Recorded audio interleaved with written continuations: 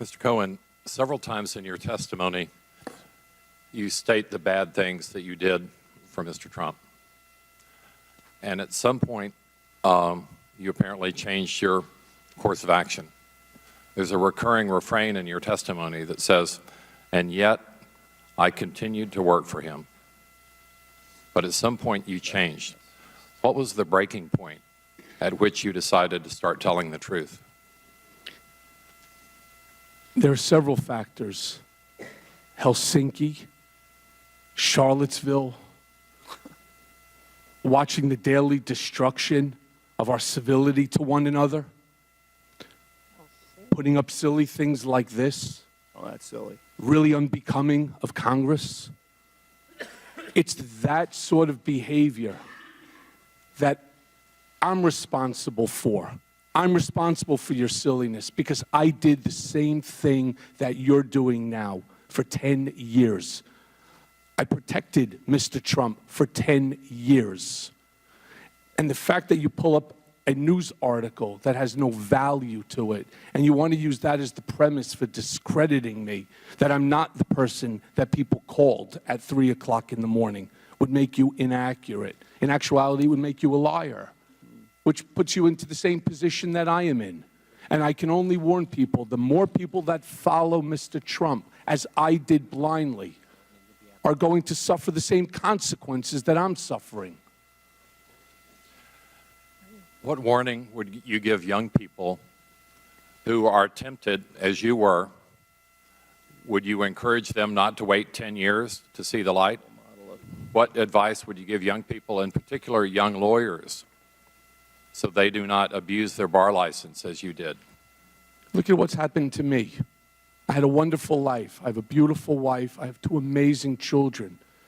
And I achieved financial success by the age of 39. I didn't go to work for Mr. Trump because I had to. I went to work for him because I wanted to. And I've lost it all. So if I'm not a picture perfect, that's the picture that should be up there.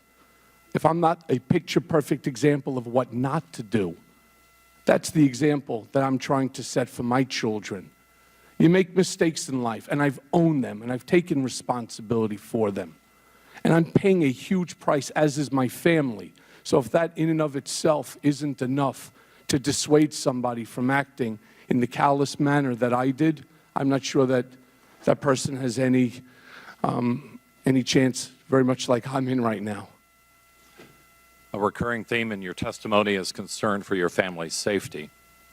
What specifically are you most concerned about?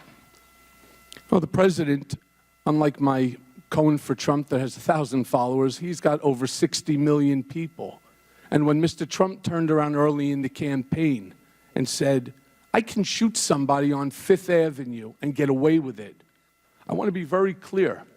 He's not joking. He's telling you the truth. He said, you don't know him. I do. I sat next to this man for 10 years, and I watched his back. I'm the one who started the campaign, and I'm the one who continued in 2015 to promote him. And so many things I thought that he can do that are just great. And he can, and he is doing things that are great.